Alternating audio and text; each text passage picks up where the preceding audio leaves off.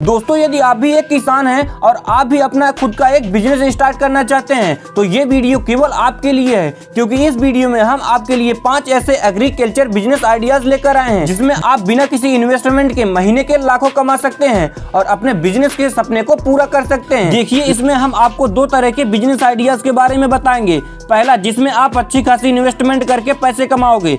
दूसरा, जिसमें आप ना मात्र पैसे लगाकर महीने के लाखों रुपए कमाओगे। यदि आप भी सेकंड आइडियाज के बारे में जानना चाहते हैं तो वो मैं वीडियो के एंड में आपको बता दूंगा। बस आपसे इतना निवेदन है कि इस वीडियो को पूरा लास्ट तक देखिएगा और ध्यान से स्टेप बाय स्टेप चीजों को समझिएगा, तभी आपके इस बिजनेस से रिलेटेड सभी डाउट को हम क्लियर कर सकेंगे। तो दोस्तों, इस बिजनेस आइडियाज को जानने से पहले वीडियो को लाइक और चैनल को सब्सक्राइब जरूर कर दीजिएगा। तो पहला बिजनेस आइडिया है कीटनाशक दवा। आज के दौर में युवा एग्रीकल्चर बिजनेस आइडियाज के बारे में विचार कर रहे हैं। ऐसे में कीटनाशक का बिजनेस किया जाए तो उसमें कोई भी नुकसान नहीं होने वाला है, क्योंकि भारत में किसानी पर बहुत ज्यादा जोर दिया जा रहा है। अगर बिजनेस ऐसा किया जाए जिसमें नुकसान ना हो और वह काफी लंबा भी चले तो ऐसे में कीटनाशक बिजनेस एक बेहतरीन विकल्प साबित हो सकता है, क्योंकि कृषि में अब और नए नए तरीके भी शामिल हो रहे हैं। इस बिजनेस को करने के लिए आपको लाइसेंस की भी आवश्यकता होगी। इसके लिए आप ऑनलाइन या ऑफलाइन किसी भी तरीके से लाइसेंस बनवा सकते हैं। इसमें ड्रग्स का लाइसेंस आपको मिलता है, जो दवाइयां आप अपनी दुकान पर रखेंगे। अब जाहिर है कि फसल में कीड़े न लगे, इसलिए हर फसल के लिए कीटनाशक की आवश्यकता तो पड़ती ही रहेगी। अब चाहे वह सब्जी हो या अनाज हो या फल फूल हो, सभी पर कीट से बचने के लिए कीटनाशक का छिड़काव किया जा रहा है। दूसरे नंबर पर है खाद वितरित का व्यवसाय। खाद का बिजनेस किसानों से जुड़ा हुआ सबसे पुराना बिजनेस है। हमारे देश में सबसे ज्यादा धान, गेहूँ और मक्का ही पैदावार होती है,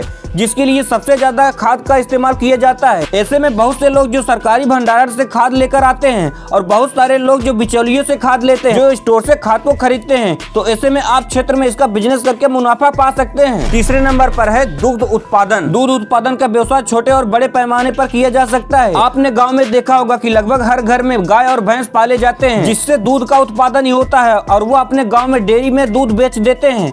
दुग्ध उत्पादन का यह सबसे छोटा स्वरूप है। अब अगर बड़े पैमाने की बात की जाए तो बड़ी बड़ी गौशालों में जो दूध का उत्पादन होता है वह बड़े बड़े डेयरी फार्म से जुड़ा होता है। जो उससे मुनाफा मिलता है उस व्यवसाय का प्रॉफिट हो जाता है। तो दोस्तों, अब हम बात कर लेते हैं एग्रीकल्चर के एक ऐसे बिजनेस आइडियाज के बारे में जिसमें आपको नाम मात्र पैसे लगाकर महीने के लाखों कमाने का मौका मिलता है। चौथे नंबर पर है टोकरी बनाने का बिजनेस। टोकरी बनाने का व्यवसाय खास तौर पर ग्रामीण इलाकों में इस तरह के व्यवसाय ही बहुत अच्छे चलेंगे। पहले के जमाने में टोकरियां बस कुछ सामान रखने के काम में आती थी, लेकिन अब लोगों की बदलती जीवन शैली में फैशन के भी काम आने लगी हैं। लोग साजो सामान के लिए टोकरियां खरीदते हैं। गिफ्ट मेकिंग बास्केट बनाना एक अच्छा आइडिया है, जिसमें लागत बहुत ही ज्यादा कम लगती है, क्योंकि यह बिजनेस मात्र 10,000 रुपए से ही स्टार्ट किया जा सकता है। इसके लिए आपको बहुत बड़ी जगह की भी आवश्यकता नहीं पड़ेगी। आप चाहे तो इसे अपने घर में ही स्टार्ट कर सकते हैं। अपनी क्रिएटिविटी को यूज करके आपस में बेहतर डिजाइन बना सकते हैं जो लोगों को लुभा सके। आजकल चाहे कोई भी फंक्शन हो, शादी हो, तिलक हो, एंगेजमेंट हो, लोग फल फ्रूट को भी गिफ्ट बास्केट में ही पैक करके लोगों को देते हैं। आपको अपना बिजनेस अच्छा चलाने के लिए मार्केट में ऐसे फल फ्रूट विक्रेताओं से संपर्क करना होगा जो इस तरह की बांस की टोकरियों में फल फ्रूट बेचते हैं और पैक करते हैं। 5वें नंबर पर है फल और सब्जी कोल्ड स्टोरेज का व्यवसाय। अगर आप एग्रीकल्चर बिजनेस में अच्छा इन्वेस्टमेंट कर सकते हैं तो आपको इस एग्रीकल्चर बिजनेस आइडियाज के बारे में जरूर सोचना चाहिए, क्योंकि अन्य व्यवसायियों की तुलना में यह काफी लंबा चलने वाला व्यवसाय है और एक बार इन्वेस्टमेंट काफी ज्यादा लगता है, लेकिन इसके बाद रिटर्न बहुत अच्छा मिलता है। कोल्ड स्टोरेज में पोल्ट्री फार्म से लेकर फल और सब्जियां, कई तरीके के केमिकल का भी अलग अलग स्टोरेज होता है। इसके लिए आपको सबसे पहले एक बड़ी सी जगह की तलाश करनी होगी, फिर ऐसे इंटीरियर मेकर को हायर करना होगा जो आपके लिए स्टोरेज को अच्छे से तैयार कर सके। तो दोस्तों, इस बिजनेस आइडियाज में कौन सा बिजनेस आप करना पसंद करेंगे, कमेंट बॉक्स में हमें जरूर बताइएगा। और ये वीडियो आपको अच्छी लगी हो